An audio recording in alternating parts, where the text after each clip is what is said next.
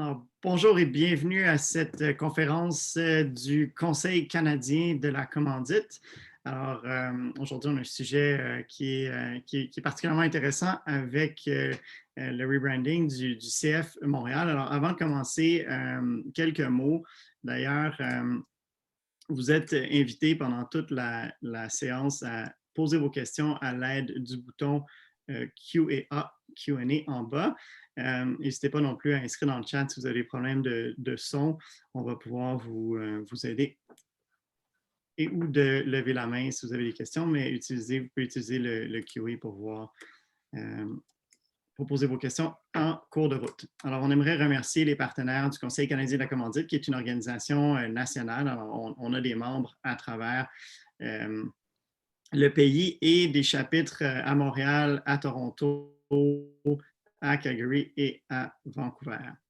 Je me présente, Francis Dumais, je suis responsable du Conseil canadien du chapitre montréalais du Conseil canadien de la commandite. Je suis aussi cofondateur de Elevent, qui est une agence de commandite basée à Montréal. Alors, je vous parlais de membership. Petit mot sur les prochains événements. On va poursuivre avec des événements virtuels chaque mois. Les prochaines dates sont le 22 avril. On va parler d'un sujet qui n'est pas fréquemment abordé, les ressources et l'expertise, les ressources humaines dans l'industrie. On sait que le divertissement, la commandite a été frappé par la crise. Alors, comment on navigue les eaux, comment se porte l'expertise, puis le côté ressources humaines. Après ça, le 27 mai, positionnement des marques à travers les événements virtuels. Un petit retour sur l'année dernière, les bons coups, les mauvais coups.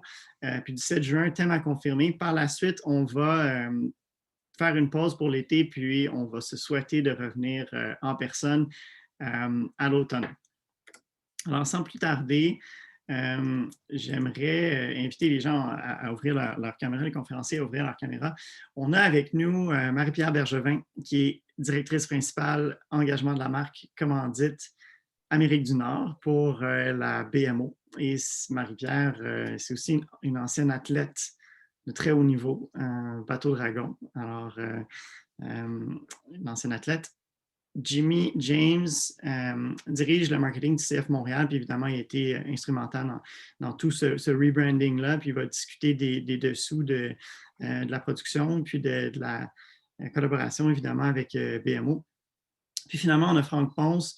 J'ai une version abrégée de son CV parce que ça me prendrait toute l'heure vous lire ce qu'il a fait, mais c'est le doyen de la Faculté des sciences de l'administration à l'Université Laval et le directeur de l'Observatoire international en management du sport à l'Université Laval. Il est également membre du comité directeur du pôle sportif de HEC Montréal et il a publié dans la prestigieuse revue L'Équipe. Alors, bienvenue à tous. Alors, sans plus tarder, peut-être, je ne sais pas si vous avez un petit mot avant de se lancer, mais on a une présentation à vous partager.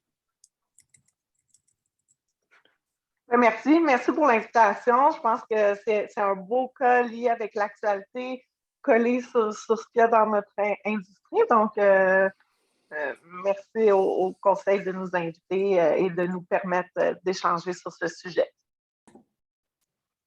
Alors, je vous laisse aller. All right, on y va.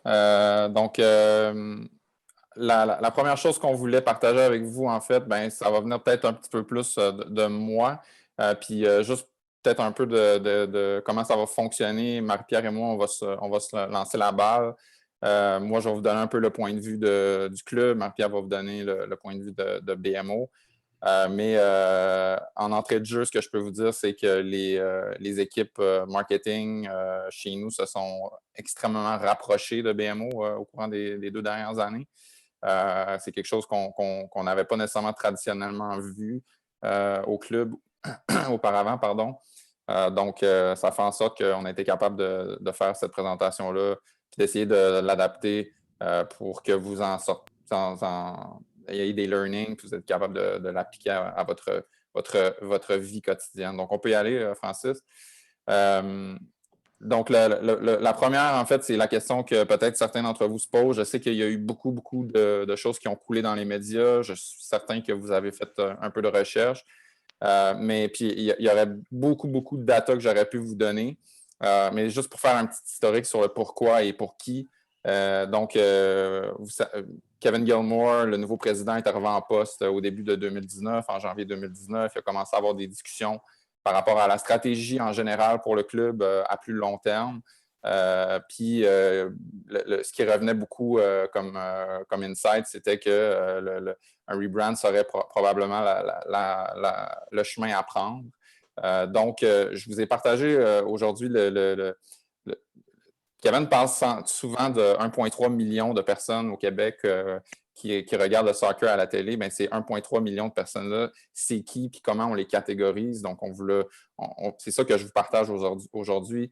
En gros, là, la conclusion que j'essaie de faire par rapport à cette slide-là, c'est que ça fait 30 ans que l'Impact de Montréal parle à des soccer enthusiasts, des sports fans, puis on leur parle un peu de la même façon, sous le même angle. Puis, il y a une limite au nombre de thématiques, au nombre ou comment tu peux adapter ta communication pour ces gens-là. Puis, un trend qu'on voit, puis que je suis certain que vous voyez, depuis 5 ans environ, il y a beaucoup, beaucoup de fierté de citoyen, fierté de ta ville. Puis, on le voit avec des équipes sportives, on le voit dans la NFL, on le voit puis on le voit aussi avec des artistes qui se rallient à leur ville, qui se rallient. Fait c'est là qu'on a allumé, en fait, qu'on s'est dit, le groupe des Civics, en fait, qui est un groupe de personnes qui s'identifient très fortement à leur ville, s'identifient très fortement aux valeurs de leur ville, à ce que la ville représente culturellement. On voit la marque, on voit ce qui a été créé au niveau créatif. On s'est rattaché énormément à la ville parce qu'on savait qu'on allait réussir à parler à ces gens-là. C'est le groupe qui représente le plus de personnes, disons, dans le 1,3 million de personnes à qui on veut parler puis on parle constamment. Ça veut pas nécessairement, c'est pas juste par la quantité qu'on l'a attaqué. La quantité, c'est un nice to have, mais c'est surtout par le qualitatif, ce que ces gens-là croient, comment ils veulent se voir au sein d'un club. Donc, c'est ça que je voulais partager avec vous d'entrée de jeu pour vous donner un peu de contexte sur le pourquoi puis le pour qui. Puis aussi, je pense que ça aide à comprendre un peu la création derrière, le fait d'être autant rattaché à Montréal et ses valeurs. Donc, voilà. Je ne sais pas si tu as quelque chose à rajouter, Marie-Pierre, par rapport à tout ça. C'est parfait. All right, good. Je continue. C'est quoi le rôle? Là, on voulait entrer un peu dans c'est quoi le rôle d'un partenaire majeur. Je vais vous donner le point de vue du club. Donc, le rôle d'un partenaire majeur au sein d'un rebrand. J'ai noté un peu les grandes lignes de ce que ça représente pour nous, le club. Mais en gros, la conclusion, c'est qu'un partenaire majeur comme BMO, dans tout ce processus-là qui dure aussi longtemps, qu'il y a beaucoup de pression, beaucoup de problématiques opérationnelles, c'est très dans l'œil du public. C'est vraiment ton partenaire majeur devient un peu un pourvoyeur de courage pour le club parce que ça devient un peu une unité externe qui te donne une vue externe, qui te challenge sur certaines choses, qui déjà te donne une base de fans qui sont déjà acquis et convaincus. C'est par rapport à des idées, c'est un support, mais des fois, ça peut être un frein, puis des fois, ça peut être un bon frein parce qu'il y a certaines idées qui sont juste pas nécessairement bonnes ou qui ne résonneraient pas. Puis une garantie d'amplification des campagnes, puis effectivement un focus group gratuit. Là. J'ai mis un petit smiley face, mais c'est vrai que nous, au club, on est tellement collés dessus, puis pendant 2 ans, tu es tellement collé dessus que ça fait du bien d'avoir un partenaire qui est un petit peu à l'externe et qui t'aide à avancer là-dedans. Donc, pour nous, le club, c'est vraiment ça que BMO a représenté là, pendant les 2 dernières années. Puis, si je peux ajouter, ce changement de nom-là affecte les partenariats puis affecte cette commandite-là. Donc, nous, de notre côté, si on regarde un peu l'histoire puis notre rôle à travers cette histoire-là puis le passé, c'est que BMO fait partie de ce qu'on raconte depuis près de 10 ans maintenant.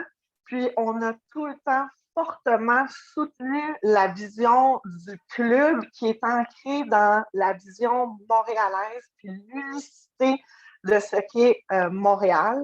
On n'a jamais eu peur de penser différemment, puis de repousser les limites dans la façon où on va positionner notre marque. Puis je vous ramène en 2012, à l'époque où le club a approché BMO à Montréal pour créer cette association-là.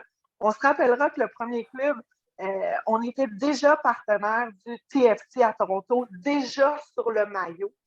Puis si on regarde ce qui s'est fait à l'époque dans le monde, c'était très, très rare de voir des partenaires majeurs de Jersey être dans un même marché, donc le marché canadien, et sachant très bien que la ville, Montréal et Toronto, il y a une rivalité sportive, il y a une rivalité culturelle, puis ça fait partie de la scène sportive. Et on s'est posé la question à l'époque, je n'étais pas dans les mêmes chaussures, mais je me souviens d'avoir fait partie de conversations en disant comment les fans vont réagir face à un partenaire qui veut s'associer aussi sur le jersey. Donc, ça devient vraiment polarisant comme position. Puis, on a décidé d'embarquer dans cette vision-là et ça a été le bon choix sur le long terme. Puis là, on réalise qu'aujourd'hui, avec ce rebranding-là, bien, on est appelé à avoir fait le même choix puis de dire comment on se positionne en tant que partenaire. Puis notre rôle premier, c'est de faire preuve d'audace, d'être en équipe, puis vraiment d'amplifier la vision du club. C'est comme ça qu'on l'a perçu chez nous et puis qu'on l'a lu puis qu'on l'a réfléchi.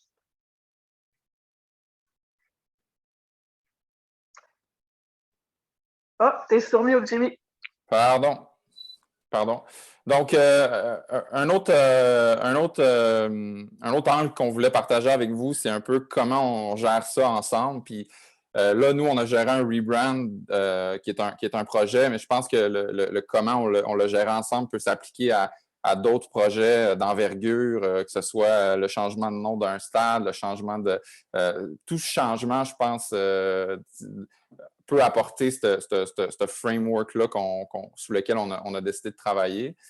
Mais déjà, dès le début, la première chose qu'on a faite, c'est qu'on a rapproché les équipes marketing et BMO parce que clairement, il fallait se parler, puis il fallait qu'on soit extrêmement proches, puis au même diapason.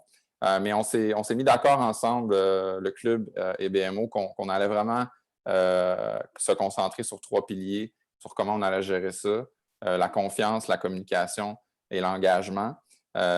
Puis, encore une fois, moi, je vais parler pour le club, puis Marie-Pierre va pouvoir parler pour BMO. Mais en termes de club, en termes de confiance, quand on travaille sur ce genre de projet-là de rebrand, où est-ce que des maillots sont dessinés et approuvés 18 mois à l'avance, ben, on doit absolument faire confiance à BMO, les entrer dans le processus très, très tôt. Donc, une fois que le conseil a approuvé le rebrand au niveau du club, BMO a été le premier à être mis au courant de notre côté. Puis, on va revenir au maillot, qui est un peu pardon mon anglais, mais le holy grail de ce qu'on a accompli. Mais on peut voir qu'il y a eu du travail qui a été fait déjà en amont. En fait, on partageait l'info en temps réel. Puis, il y avait de la confiance aussi par rapport à des décisions à prendre que nous, soit on croyait très fortement à quelque chose que BMO n'était pas nécessairement en ligne, mais qu'on voulait le faire, mais il y avait une confiance. Puis même affaire pour nous, en tant que club, quand BMO n'était pas nécessairement d'accord ou trouvait que des fois, on leur faisait confiance puis on laissait aller. Fait que nous, au club, en fait, c'est un peu comme ça qu'on l'a géré. Marie-Pierre, veux-tu parler de communication? Totalement. Puis communication, puis aussi, je vais donner un peu décrire l'écosystème, c'est qu'il faut se remettre dans le bain de dire quand le club t'approche avec cette nouvelle-là, c'est de la confiance, c'est de l'engagement. Aujourd'hui, on vous donne les ingrédients là, de pourquoi ça a fonctionné, mais en toute transparence, toute honnêteté, j'ai eu chaud, puis je l'ai mentionné souvent sur des appels. C'est mon deuxième rebranding, et si on veut, en carrière. On avait vécu un auparavant avec les Alouettes de Montréal, mais là, c'était la première fois où on était aussi liés. Puis ce partenariat-là, je le compare à un mariage. C'est le mariage de nos deux marques. Fait que si tu n'as pas une bonne communication, une bonne confiance en toi, puis un petit brin de courage, je pense que ça prend ça pour être capable de faire atterrir l'avion. Au niveau, on est un gros paquebot chez BMO, ça prend un alignement. Il y a tous les exécutifs à Toronto, tous les exécutifs au Québec, toutes les équipes qui collaborent au niveau du brand, puis du sponsorship advertising, au niveau des communications corporatives, des médias sociaux. Si on n'avait pas eu la communication entre le club et BMO d'un point de vue hebdomadaire et très serré, le facteur temps nous aurait tués et c'est d'ailleurs un des éléments qu'il faut garder en tête comme étant un défi principal. Le fait d'avoir lancé en janvier nous a demandé un alignement extrêmement serré. Puis, à chaque niveau, on avait de la communication constante. Il a fallu que le club ouvre ses livres, il a fallu que BMO soit réceptif puis fasse preuve de courage là-dedans. On a eu chaud, on voyait le mur arriver, puis on se dit, on va-tu passer par-dessus? Puis on a passé la vague avec un beau succès et une belle réalisation. Donc, au niveau de la communication et la confiance, c'est vraiment deux ingrédients clés. Oui, puis pour conclure rapidement, au niveau de l'engagement, je pense qu'il y a eu une grosse synergie au niveau des équipes par rapport oui, à la stratégie puis à la vision, mais aussi par rapport à l'opérationnel. Puis on s'entend que ce que les gens voient ou ce qu'on envoie dans le marché, ça découle de l'opérationnel. On peut avoir la meilleure vision puis la meilleure stratégie, mais il faut que ça se traduise en du concret, puis des actions, puis du réel, puis il faut créer des choses et les mettre en marché. Donc, il y a eu beaucoup de synergie à ce niveau-là. On va vous montrer une petite vidéo tantôt que vous allez voir un peu jusqu'où on est allé. Mais c'est ça. Fait que, puis pour nous aussi, en termes d'engagement, BMO, c'est sûr, ils sont derrière nous. Là, j'ai noté comme une attitude « put your money where your mouth is ». On s'entend que c'est pas nécessairement littéral, mais c'est plus comme, nous, on est là pour vous supporter. Fait que dites-nous où vous voulez aller, puis go, on y va. Fait que en termes d'engagement, c'est comme ça que nous, on l'a perçu. C'est aussi de rassembler les bons joueurs autour de la table. Les gens ont tous une expertise, ils ont tous une vision. Puis, c'est le timing. À quel moment tu fais le onboarding des spécialistes autour de la table? Ça revient à la confiance parce que tout le volet confidentialité, si le branding ou le brand, si un leak dans le marché, on vient de passer à côté de l'objectif. Donc, ça revient à la confiance, les bons joueurs rassemblés. Toute l'équipe chez BMO a travaillé d'arrache-pied, puis ils ont tous eu confiance, puis ils ont suivi. Donc, ça, c'est des ingrédients. Si jamais vous revivez un rebranding, gardez ça en tête pour que les gens autour de votre table, ça soit vos All-Stars, puis qu'ils soient prêts à rouler leur manche. MP, tu nous as parlé de courage tantôt, fait que je vais te laisser commencer au niveau du maillot. C'est un bel exemple de courage. Donc, vous voyez la rondelle qui est là, c'est vraiment une exception. C'est une entorse à ce qu'on fait d'habitude au niveau de notre marque. Notre marque, c'est BMO Rondelle. Mais dans ce cas-ci, on n'a pas eu froid aux yeux, on a décidé d'oser, on a compris la vision du club, où il voulait s'en aller. Puis tant qu'à être un partenaire sur le jersey, tu dois avoir cette ouverture-là, puis le courage de prendre des risques. Puis moi, je salue nos leaders chez BMO qui nous ont appuyés dans cette exécution-là. Puis on est arrivé avec cette rondelle-là. Donc, c'est vraiment quelque chose qui va développer l'unicité montréalaise, qui va vous faire shiner et nous faire shiner sur le terrain et hors du terrain. Par tous les fans qui vont accepter de porter ce merveilleux jersey. Donc, énormément de courage, énormément d'alignement, puis une même vision, puis le désir de faire ressortir l'unicité montréalaise.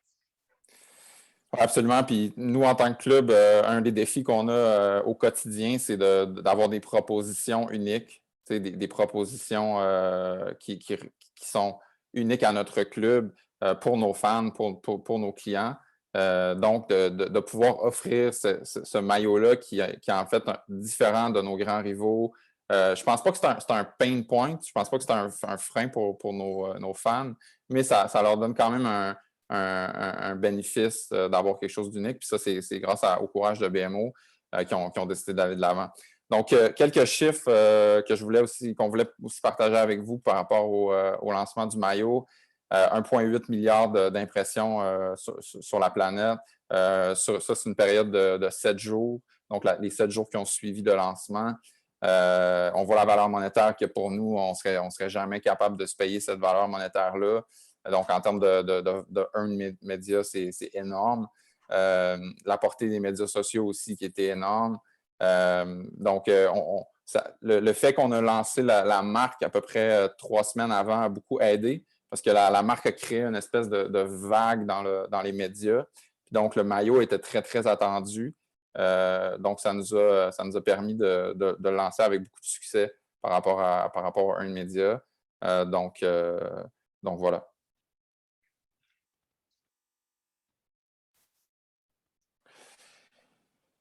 En conclusion, donc, on voulait quand même pas vous laisser sans vous dire un peu les bons coups, les défis, les apprentissages. De notre côté, je vais parler pour le club. C'est sûr qu'un des apprentissages qu'on a eu, c'est, je pense que un lancement de la marque plus près de la saison, plus proche de l'action sur le terrain, aurait été quelque chose qu'on aurait peut-être regardé.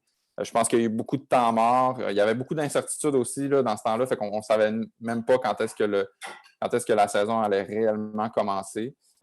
Mais c'est sûr que d'attacher le rebrand avec une présence terrain rapide, je pense que ça fait juste créer un lien fort entre le produit et la marque. Là, la marque a été lancée un peu, puis les gens ont eu un mois et plus pour se faire une tête un peu créative autour de la marque. Donc, je pense que ça, c'est un gros apprentissage pour nous. On est peut-être un peu sado envers nous-mêmes, MP, mais on a lancé le maillot vraiment rapidement aussi après le rebrand. Au niveau opérationnel, c'était un gros défi de juste remettre. Les équipes étaient tous concentrées sur le rebrand. Du jour au lendemain, on les a pris et on les a dit OK, go, on se met sur le maillot. Ça a été un gros défi opérationnel pour nous. Là. Puis nous, il a fallu réagir à ça. Donc, on ne se le cachera pas, on va dire la vérité, ça met de la pression énorme sur des partenaires et des organisations comme la nôtre parce que tu es en mode réaction et tu dois t'assurer de l'alignement. Si tu veux que tes bons joueurs arrivent, parce qu'il peut tellement avoir de moments où ça peut tourner au vinaigre, mais encore là, ça revient à avoir les bons joueurs autour de la table. Fait que ça, c'est un apprentissage de dire c'est qui nos experts à l'interne, avec qui on travaille. Puis quand on travaille avec des pros, bien, on est capable d'appuyer le club dans leur vision. Puis on attrape le ballon. Puis le but, c'est de monter au but puis de compter.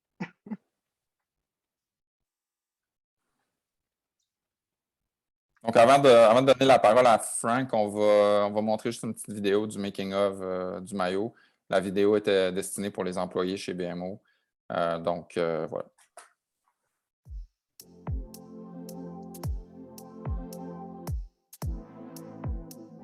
Salut à tous les employés de BMO. Je me présente, Catherine Paquette, animatrice du Club de foot Montréal, présenté par BMO. Et aujourd'hui, on vous amène dans les coulisses du tournage de la vidéo de lancement du maillot 2021. Il nous reste 10 jours avant la journée de lancement. On a du pain sur la planche. Suivez-moi.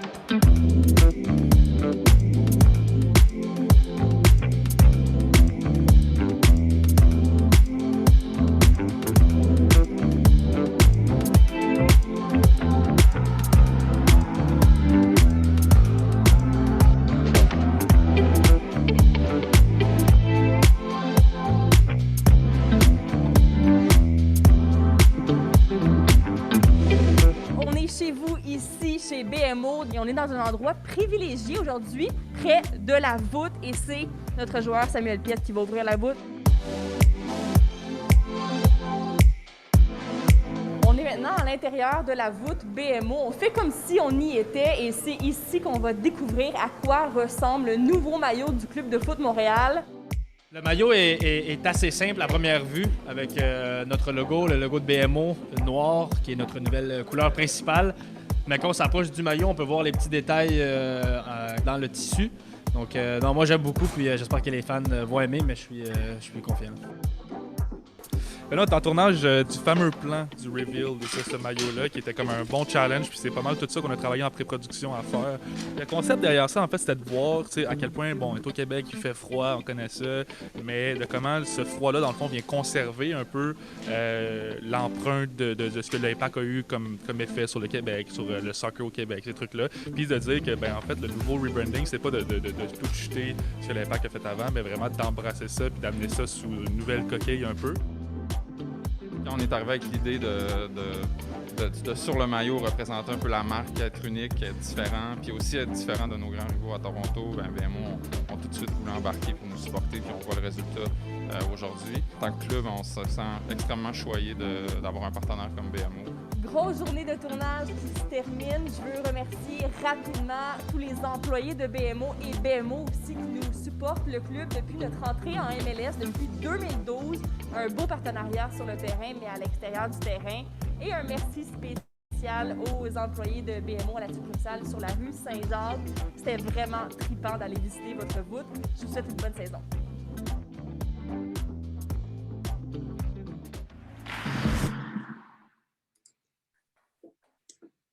Alors, Franck, tu as quand même tu as énormément d'expérience dans le marketing sportif. Tu as vu d'autres rebranding. Est-ce que tu veux un petit peu commenter puis d'approcher des termes peut-être plus académiques?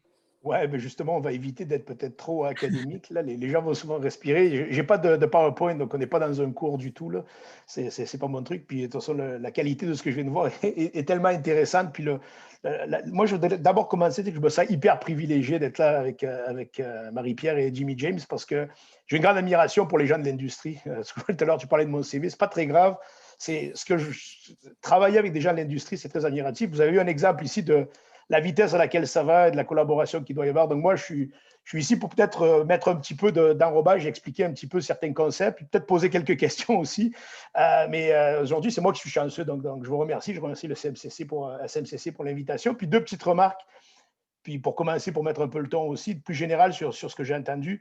D'abord, oui, effectivement, j'ai visité pas mal de clubs, notamment en Europe. Puis souvent, on compare le niveau de soccer en Europe et en Amérique du Nord. Moi, je tiens à dire quelque chose aussi, c'est qu'on devrait aussi comparer le niveau de professionnalisme en termes de marketing et de business qu'on a ici, parce que c'est une très, très grosse plus-value. Puis voir des commanditaires et des équipes avoir une approche hyper professionnelle, hyper analytique et en collaboration, ce n'est pas le cas partout.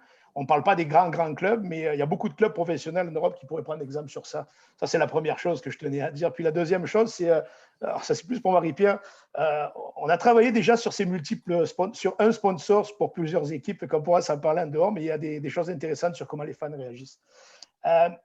Juste pour encadrer un peu ce qui a été dit, d'abord le rebranding de manière générale, c'est un concept qui est intéressant parce que c'est ultra présent dans les médias business. D'ailleurs, le rebranding du CF Montréal a été le cas. Il y a eu énormément de couverture médiatique. C'est énormément présent dans les médias, mais paradoxalement, en recherche, ce n'est pas un sujet qui est super étudié. C'est étudié, mais… Et donc, pour faire un résumé un petit peu de ce que j'ai pu trouver, puis de ce que j'ai pu lire à droite, à gauche, il y a énormément, pourtant, même si ce n'est pas très étudié, de marques qui lancent une procédure de rebranding. En sport également, les chiffres que j'ai trouvés, je pense qu'au baseball mineur, pour prendre un exemple, il y a eu 500 rebranding dans une vingtaine d'années. Donc, c'est quelque chose qui se fait très souvent, pas avec l'ampleur qu'on voit, parce qu'effectivement, le deuxième constat, c'est qu'il y a différents degrés de rebranding. Il y a des choses qui sont plus une évolution de la marque, puis il y en a d'autres qui sont des véritables révolutions. Pour les gens qui suivent le soccer, il y en a sûrement ici aujourd'hui, la Juventus de Turin, par exemple, ça, c'est une révolution. Mais moi, je placerai l'Impact dans une révolution, excusez-moi, le CF Montréal, j'ai fait exprès, dans une révolution, parce que c'est vraiment un changement profond. Puis, c'est un changement qui est basé aussi sur les deux types de changements qu'on voit, un changement très proactif, c'est le cas ici, basé sur des opportunités qu'on voit. C'est-à-dire l'idée, Jimmy James a bien présenté, de voir sur le marché un segment qu'on dit peut-être ignoré, un segment qui est en croissance, une volonté stratégique.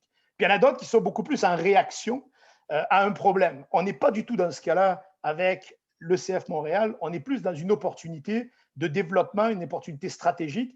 Et c'est sans doute aussi pour ça que la collaboration entre le commanditaire et l'équipe a marché aussi bien ou marche aussi bien. Puis il y a un dernier point, puis là, ça sera peut-être un point pour une question pour Jimmy, cette idée de continuité ou d'éradication. Est-ce qu'on fait table rase du passé ou est-ce que dans ce rebranding, même si c'est une révolution, on essaie de ramener encore une fois les gens qui étaient dans l'ancienne marque, de garder une connexion, d'avoir une continuité.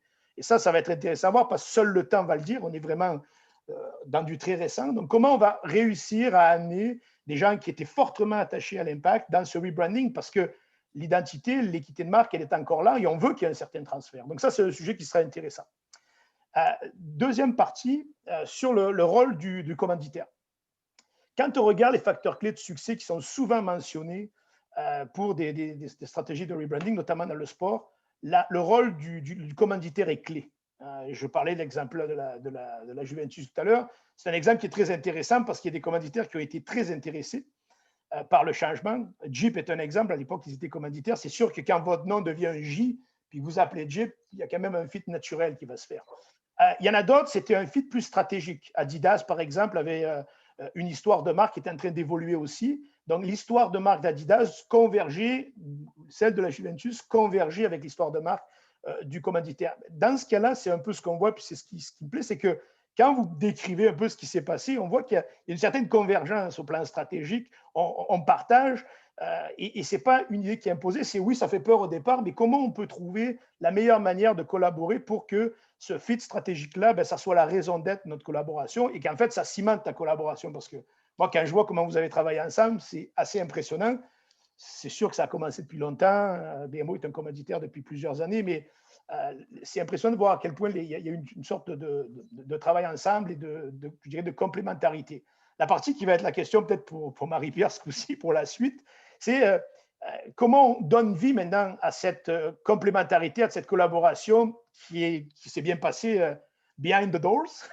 Maintenant, comment on la fait vivre aux consommateurs, puis aux fans, puis on leur montre qu'en fait, oui, c'est plus que juste un changement, un rebranding de l'équipe, c'est nous aussi, on change, puis on évolue. Donc là, ça va être intéressant de voir les activations. C'est tout ce que, dans l'industrie, à ce moment, c'est difficile avec pas de retour au stade prévu, en tout cas, pas officiellement annoncé. Donc, ça va être quelque chose à voir pour les moments qui viennent. Puis, je finis avec 2-3 points. Un autre critère clé dans le succès des rebrandings, c'est très souvent l'implication de l'interne. On peut considérer quelque part que le commanditaire, quand il est proche, il est interne, mais dans le cas d'une équipe de sport, c'est plus important parce que l'interne, ce n'est pas seulement les employés de bureau, les employés qui travaillent à la stratégie, c'est les joueurs, parce que les joueurs ont un double rôle. Ils font partie de l'organisation, mais en même temps, ils sont très visibles. Et donc, ça, c'est la troisième question peut-être. Comment est-ce qu'on va utiliser les joueurs dans cette approche de rebranding? Encore une fois, il y a plein d'exemples où les joueurs sont très utilisés, d'autres où ils sont moins. Un exemple historique de David Beckham qui a été utilisé dans un rebranding, puis c'était un faux pas majeur parce que la compagnie pensait que les fans pensaient que la compagnie était anglaise et ça tuait l'image de marque du rebranding. Donc, il faut faire attention de comment on utilise les joueurs. Il y a aussi quelque chose que je voulais souligner pour moi qui est un critère clé de succès, mais qui, dans le cadre du CF Montréal, est pour moi hyper important. C'est l'histoire de marque. La manière dont la marque est annoncée et présentée et quelle histoire on raconte aux gens pour leur expliquer la transition. Ça, c'est un élément clé dans l'ensemble, dans un branding de base, mais dans un rebranding, c'est encore plus important. Et je pense que moi, je l'avoue, j'ai toujours pensé que le rebranding était une excellente nouvelle pour le CF Montréal. J'ai plus de doutes sur l'intégration du logo, par exemple, et autres. Mais l'histoire qu'on m'a racontée, pour moi, elle m'a convaincu. Je pense que là, c'est un point fort du rebranding du CF Montréal. Maintenant, les autres aspects, c'est la cohérence. Il va falloir qu'on répète. Et il y a un aspect on sort normalement de l'équation sport-business, ça c'est ce que je dis à mes étudiants à chaque fois, qui favorise et qui aide beaucoup, c'est le succès sur le terrain. Donc ça, vous n'avez pas de contrôle, j'en ai pas non plus. C'est sûr que si le CF Montréal a du succès, ça va être beaucoup plus facile. Puis s'il y a du temps à la fin, je reviendrai avec les impacts positifs que ça peut avoir. Juste un mot pour dire que dans certaines études, puis ça va intéresser Jimmy James et Marie-Pierre, le lien entre le fait que les gens ne soient pas contents, ou en tout cas expriment un mécontentement, est très peu présent avec l'achat. On explique ça par le lien et l'identité. On veut, même si on dit qu'on n'aime pas la nouvelle marque ou le nouveau logo ou la nouvelle marque, on va quand même continuer à acheter. Et on voit un effet récurrent de ça, où on attire une nouvelle clientèle qui achète beaucoup, par exemple, de maillots ou autre. Mais les anciens, mettent du temps à se convertir, mais continuent à acheter à un rythme beaucoup plus bas, mais c'est moins catastrophique que ce qu'on peut penser quand on lit certaines réactions, par exemple. Il y en a eu des très bonnes, mais il y en a aussi des très mauvaises, et ça, on ne peut pas l'éviter dans un rebranding. Voilà.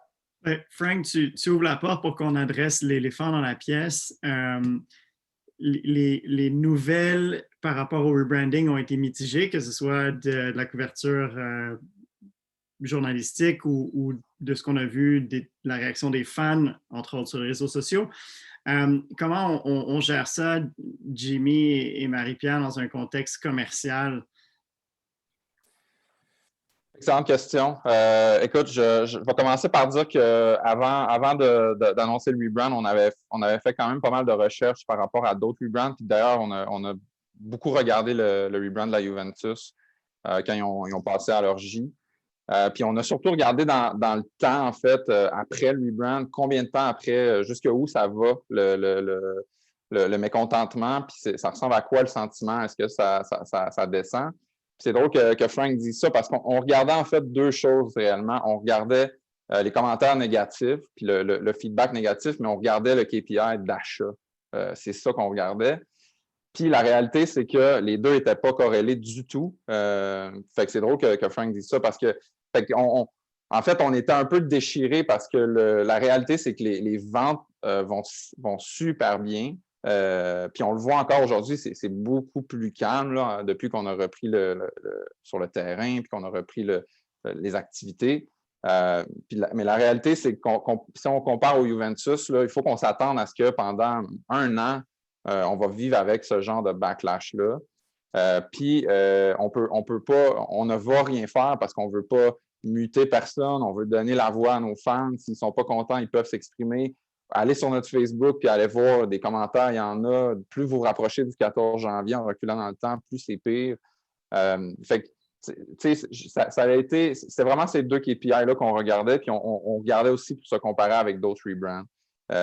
Donc, là où est-ce qu'on est, c'est ça, c'est qu'on regarde, on suit un peu le sentiment, puis on regarde un peu ce qui se passe au niveau commercial. Puis de notre côté, en fait, ce qu'on a fait avec BMO, c'est qu'on est un livre ouvert, justement, de leur dire, ben, tu sais, on ne se le cachera pas, là, les commentaires sont pas très positifs pour le moment, mais voici d'autres KPI qui peuvent nous aider à mieux comprendre. Mais du côté du club, en fait, c'est un peu comme ça que je répondrai à la question. OK. Marie-Pierre, on associe une marque à une équipe parce qu'on veut les retombées positives. Les gens ont une relation avec l'équipe. On veut que ça se projette sur notre marque. Est-ce que vous l'avez approché de la même façon? Vous vous êtes dit, on va prendre un hit pour les premiers mois, la première année, puis après ça, on va rebâtir. Comment ça marche? En fait, ça revient à l'aspect de la confiance. C'est notre rôle, quand on dit c'est quoi notre rôle en tant que partenaire, c'est quoi l'objectif, on s'associe au club puis tu embarques ou tu débarques. Fait il y a une nouvelle vision, il y a une vision montréalaise, il y a une unicité culturelle. Ben, si tu embrasses ça, ta job, c'est de le faire rayonner dans le marché puis de le faire vivre. Puis, il va y avoir des critiques. La beauté du sport, c'est que c'est un véhicule pour connecter avec l'émotivité des gens. Donc, il va y avoir des haters, il va y avoir des lovers.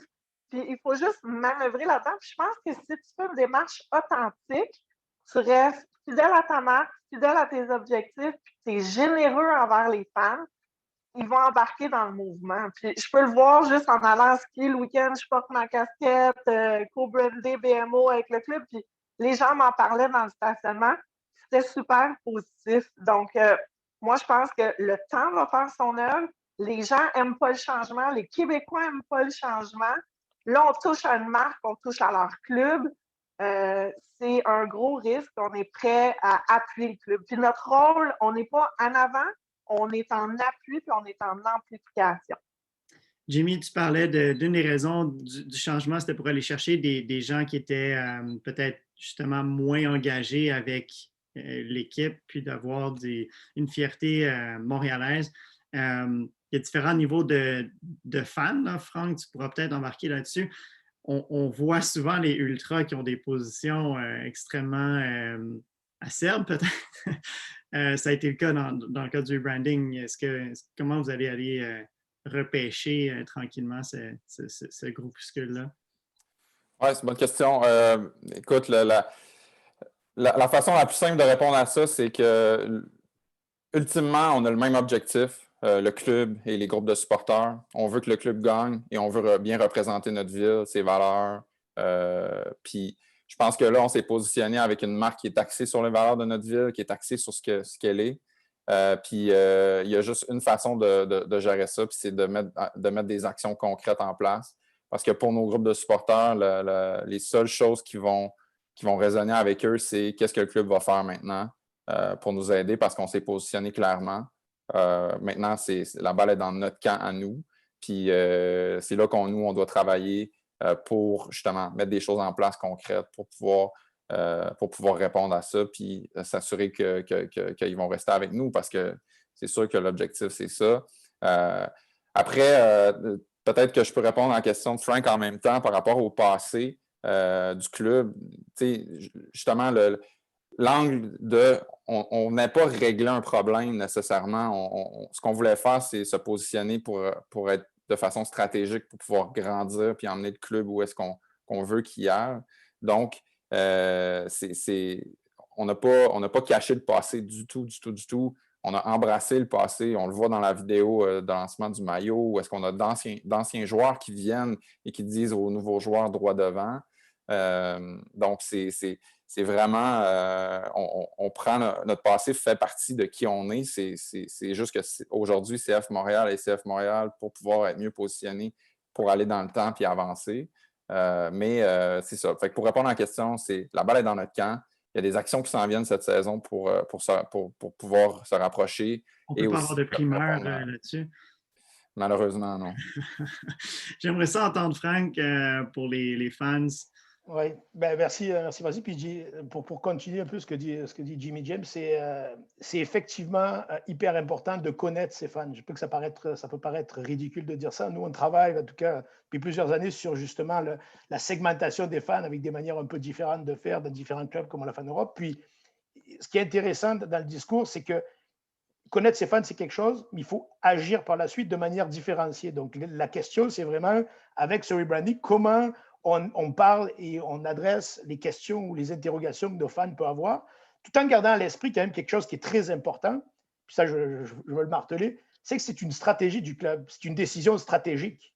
C'est-à-dire que, oui, il y a de la marge de manœuvre, en tout cas, ça serait mon approche, il y a de la marge de manœuvre, mais en même temps, on va faire autant que ce qu'on peut faire pour respecter l'orientation et le positionnement qu'on veut avoir pour notre marque. Je dis ça parce qu'en Europe, ce n'est pas souvent le cas, comme un exemple d'équipe qui se laisse dominer ou qui se laisse en tout cas influencer par les fans. Il y a des histoires d'horreur, notamment à Marseille actuellement.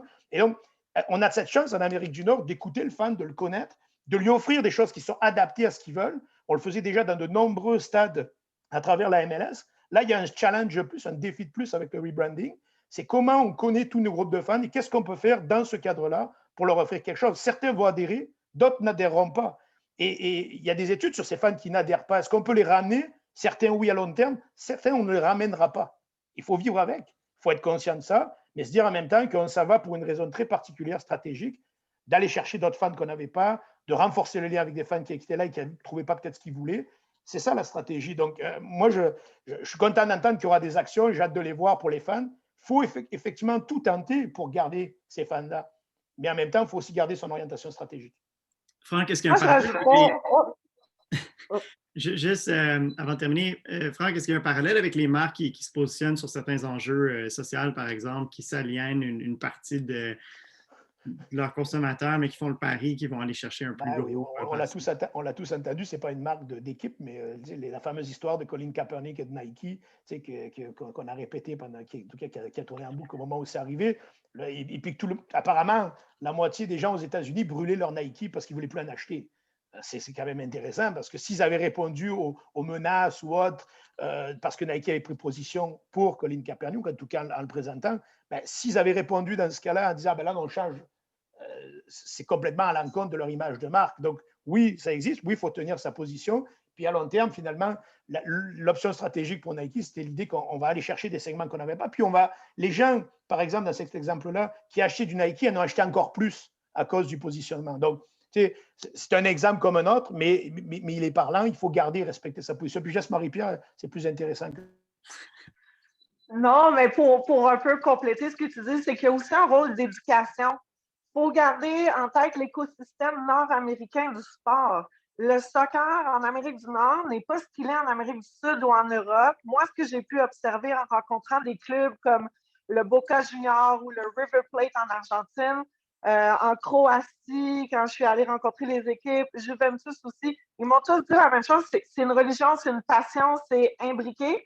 Et quand on rapporte ces apprentissages-là dans notre réalité nord-américaine, on a un rôle d'éduquer et de développer cette passion-là, ce qui change le rapport entre l'acceptabilité des fans puis le rôle de ce qu'on peut faire. Donc, moi, je vois il y a une énorme opportunité d'éducation au développement du sport.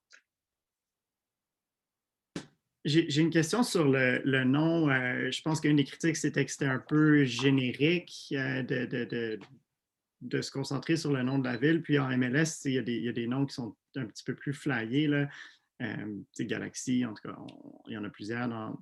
Comment vous voyez ça en termes d'unicité d'équipe?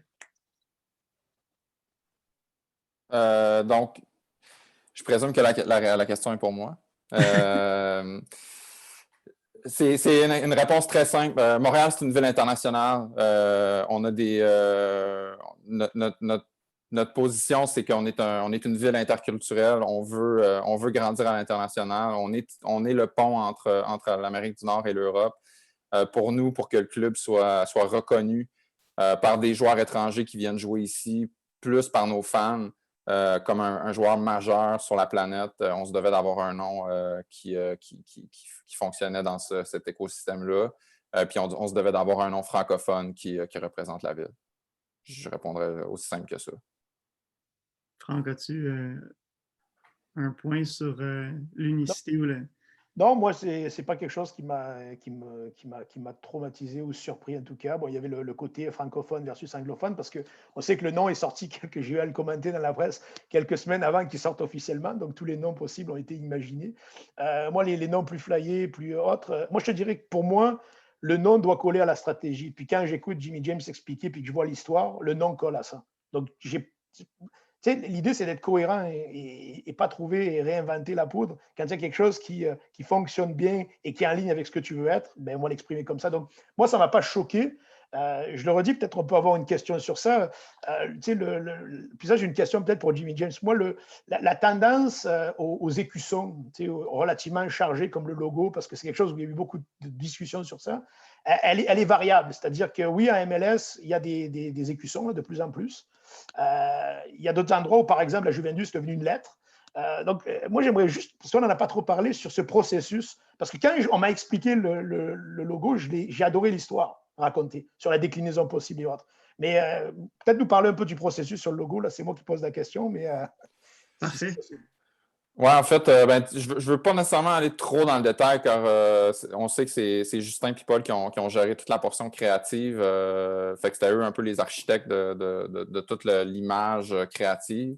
Ce que je peux dire, c'est que je pense qu'on était conscient que ça allait arriver. Pour votre information aussi, dans le contexte MLS, juste les logos doivent se coller à une espèce de brand guideline MLS. Donc, on travaille dans ce carré de sable-là. Puis si vous regardez, si vous allez sur le site de la MLS, il y a tous les logos des clubs. C'est tout pas mal des badges avec les noms à l'intérieur. C'est tout, ça ressemble un peu.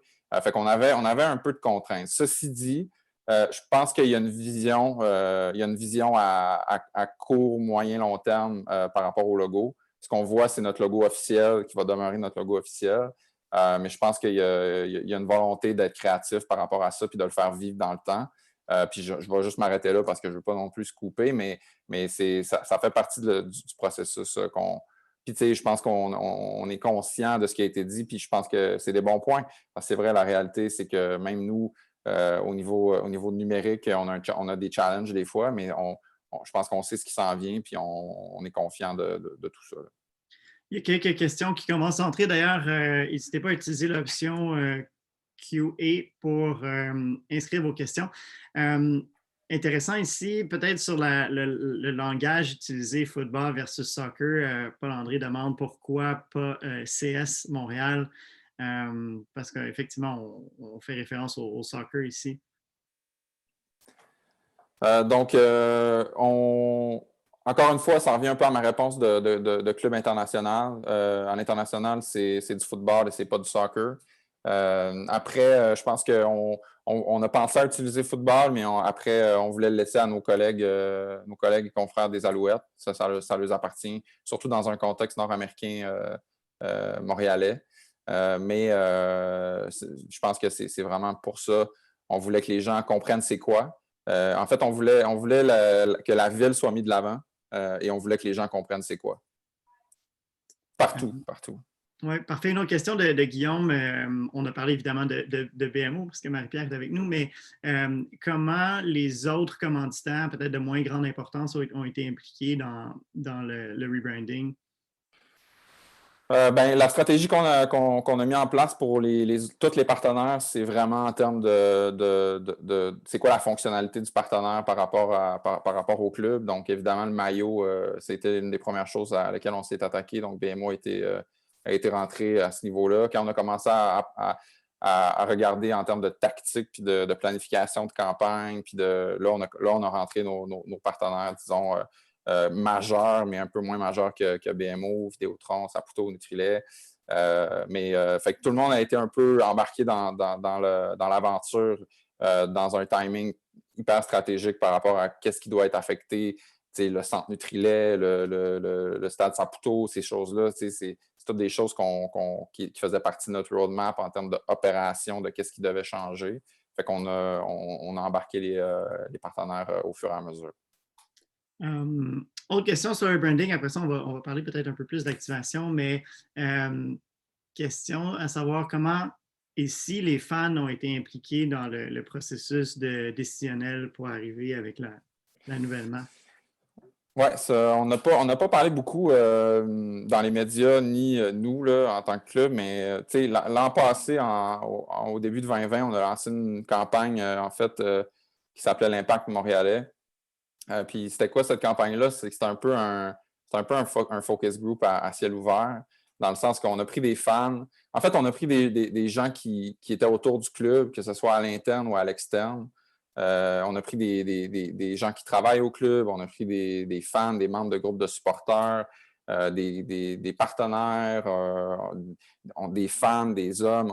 Puis on leur a juste demandé, c'est quoi ce club-là pour toi? Où est-ce que tu vois le club dans 5 ans? C'est quoi les valeurs du club selon toi? Quelles devraient être les valeurs?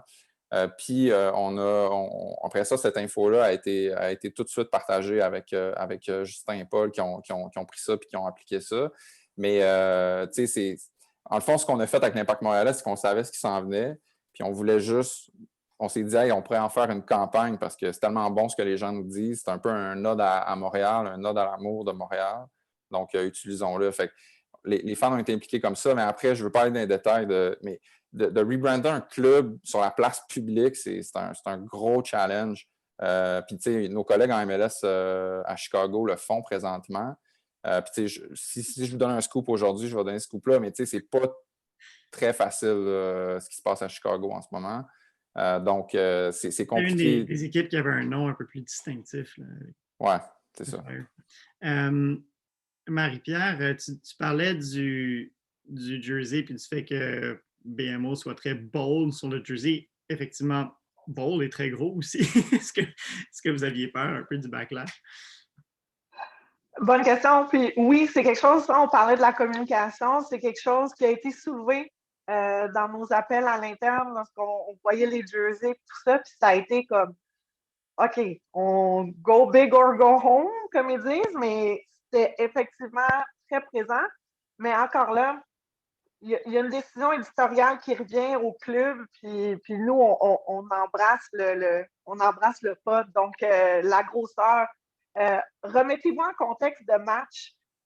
Oui, lorsqu'on regarde le jersey comme ça, on voit la grosse rondelle. Mais quand tu observes un match à la télé, t'es vue à vol d'oiseau, c'est ta vision du match, puis le logo devient vraiment plus petit. Fait que pensez au contexte aussi. Là, on le voit parce qu'on met l'emphase de la caméra sur le jersey uniquement, mais quand tu fais vivre ce jersey-là dans un contexte de match, ça va bien ressortir, puis ça va faire vivre la marque. Donc, oui, ça fait partie de nos conversations, puis oui, on a eu des débats internes. C'est même du côté de BMO où le point a été amené au club en disant OK, c'est gros, on est confortable avec ça, puis on a eu un consensus.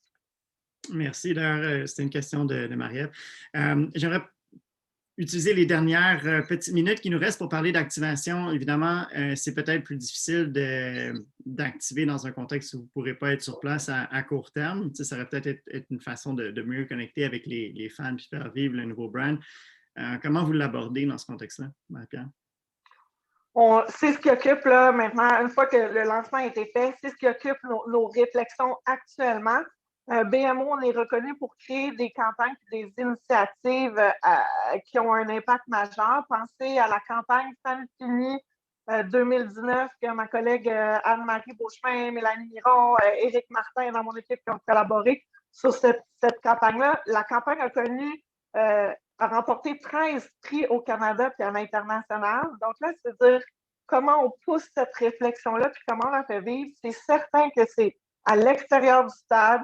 De quelle façon on fait vivre ça de façon digitale, mais en maintenant un engagement parce qu'il y a une fatigue des gens au niveau de la réceptivité pour tout ce qui est expérience digitale. Fait que j'ai pas de réponse précise parce que c'est sur la table à dessein, mais c'est définitivement dans la communauté.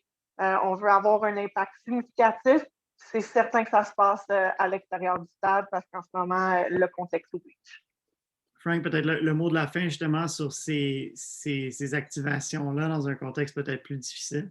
Ben, je pense que c'est un casse-tête pour de nombreuses personnes dans l'industrie parce que la technologie a aussi ses limites en termes de fatigue. Je pense que Marie-Pierre l'a bien dit. Il faut trouver d'autres manières de faire que de créer un contexte digital. On espère qu'on va avoir plus d'espace cet été pour agir. Donc, il n'y a pas vraiment de solution. Ce que je vois beaucoup, moi, j'étais la semaine dernière à un sommet qui s'appelle Leaders Week, où ils présentent beaucoup d'initiatives en sport. Puis il y avait beaucoup de transition, d'utilisation d'un mix de digital, un peu comme nous, on fait cours du hybride et du digital. Là, donc, arriver à faire vivre les deux, on le fait pour l'enseignement, mais en termes d'activation. Mais très honnêtement, ça pose beaucoup d'interrogations sur la volonté des gens d'embarquer sur le côté digital quand il va faire beau, puis qu'on va pouvoir ressortir, puis revivre. Donc, c'est un ensemble de choses. Il faudra trouver le mix. À mon avis, ce qui ressort beaucoup de ça, c'est l'agilité, la capacité de se revirer assez rapidement. Donc, je ne sais pas s'il y a un miracle et qu'on peut accéder au stade rapidement, mais il faudrait que BMO ait un super plan pour passer de quelque chose qui est peut-être plus digital ou à l'extérieur à quelque chose qui arrivera dans le stade. Mais c'est un peu la tendance, c'est d'essayer d'être le plus agile possible.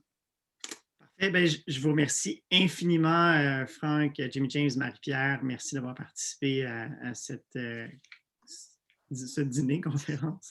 J'aimerais remercier aussi Joanne Bellé, Marianne Lemieux, excusez-moi, qui a participé à l'organisation de l'événement. Je vous donne rendez-vous le 22 avril prochain. Alors, si vous n'êtes pas déjà membre de la page LinkedIn du Conseil canadien de la commandite, vous pouvez vous inscrire pour obtenir les mises à jour et également l'infolettre. Alors, merci infiniment et on se revoit le mois prochain, 22 avril. Merci, au revoir. Bonne saison 2021, le 17 avril. On sera là.